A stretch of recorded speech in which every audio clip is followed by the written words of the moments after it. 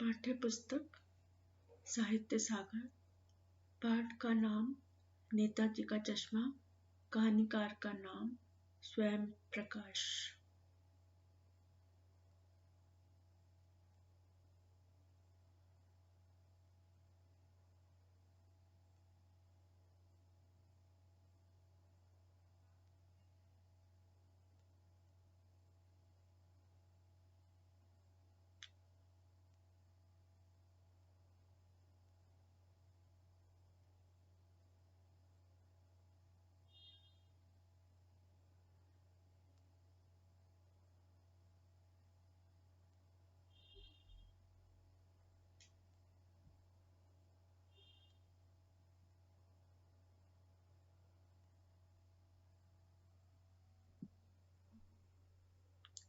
कहानीकार का परिचय। स्वयं प्रकाश। आप उत्कृष्ट कहानीकार तथा उपन्यासकार हैं। इन्हें अनेक पुरस्कारों से सम्मानित किया जा चुका है। इनकी भाषा शैली सहज तथा प्रभावोत्पादक है। कहानी का सार। नेताजी का चश्मा शीर्षक कहानी में कहानीकार एक सामान्य नागरिक कैप्टन चश्मे वाले के माध्यम से देश के करोड़ों नागरिकों के योगदान की चर्चा कर रहे हैं, जो अपनी अपनी तरह से देश के निर्माण में सहयोग देते हैं तथा अपनी देशभक्ति का परिचय देते हैं।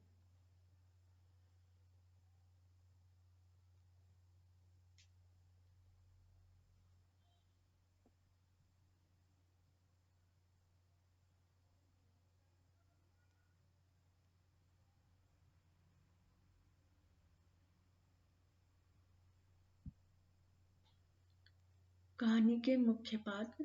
हालदार साहब, कैप्टन चश्मे वाला, पान वाला। हालदार साहब को हर 15वें दिन कंपनी के काम से उस कस्बे से गुजरना पड़ता था, जो बहुत बड़ा नहीं था। इसी कस्बे की नगर पालिका के किसी उत्साही बोर्ड या प्रशासनिक अधिकारी ने एक बार मुख्य बाजार के चौराहे पर नेताजी सुभाष चंद्र बोस की मूर्ति लगवा दी।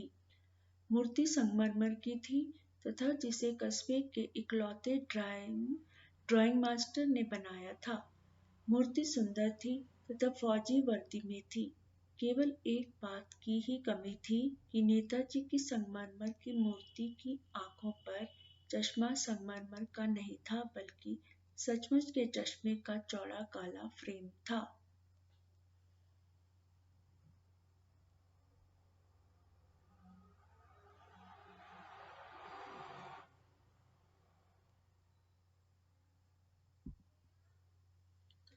हालदार साहब जब दूसरी बार उस कस्बे से गुजरे तो उन्होंने देखा कि मूर्ति का चश्मा बदला हुआ है। पहले मोटे फ्रेम वाला चौकोर चश्मा था, पर अब तार के फ्रेम वाला गोल चश्मा है। तीसरी बार फिर नया चश्मा था। हालदार साहब हर बार कस्बे से गुजरते समय चौराहे पर रुकते, पान खाते और मूर्ति को ध्यान से देखते थे। एक बार उन्होंने पान वाले से पूछ ही लिया कि नेताजी का चश्मा हर बार बदल क्यों जाता है। पान वाले ने हंसकर उत्तर दिया कि वह काम कैप्टन चश्मे वाला करता है। जब हालदार साहब ने यह प्रश्न किया कि वह चश्मा क्यों बदल देता है, तो उन्हें बताया गया कि जब किसी ग्राहक को मूर्ति पर लगे फ्रेम जैसा चश्मा चाहिए, तो कैप्टन चश्मे वाला उस फ्रेम को मूर्ति से उतारकर ग्राहक को दे देता है और उसके स्थान पर नया फ्रेम लगा देता है। हालदार साहब ने जब यह पूछा कि मूर्ति का ओरिजिनल चश्मा कहाँ गया, तो पान वाला बोला, मास्टर बनाना भूल गया। हालदार साहब ने सोचा, शायद मास्टर से संगमरमर का पारदर्शी चश्मा ना बन पाया हो या बनाते बनाते वह टूट गया हो।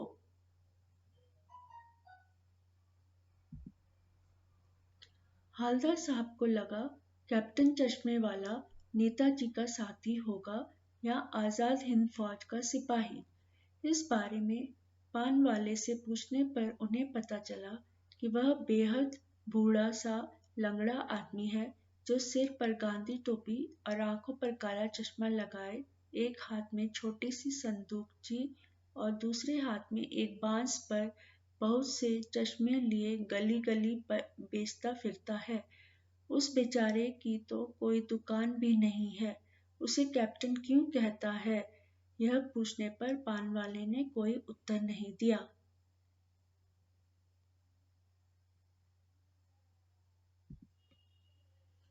दो साल तक हवलदार साहब अपने काम के सिलसिले में उस कस्बे से गुजरते रहे और नेताजी के बदलते चश्मों को देखते रहे।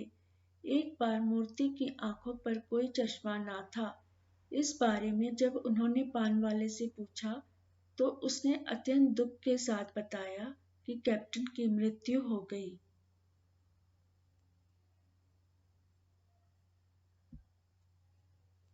पंद्रह दिनों के बाद उसी कस्बे से फिर गुजरे।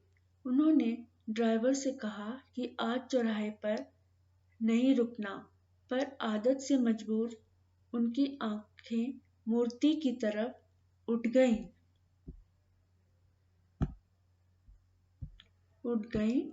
तो जोर से चीखे, रोको। जीप के रुकने के बाद वे मूर्ति की तरफ लपके। आज मूर्ति की आंखों पर सरकंडे से बना हुआ छोटा सा चश्मा रखा हुआ था, जैसा बच्चे बना लेते हैं। इतनी सी बात पर उनकी आंखें भर आईं।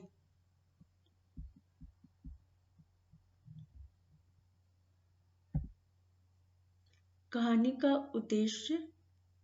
का उद्देश्य यह स्पष्ट करना है कि देश के सभी छोटे बड़े व्यक्ति, यहाँ तक कि बच्चे भी देशभक्ति भावना से ओतप्रोत होते हैं तथा सभी अपने अपने तरीकों तथा सामर्थ्य से देश के निर्माण में योगदान देते हैं। हमें किसी के तुच्छ से तुच्छ योगदान का उपहास नहीं करना चाहिए। धन्यवाद। अगले वीडियो में आप इस पाठ से संबंधित प्रश्नों के उत्तर देख सकते हैं।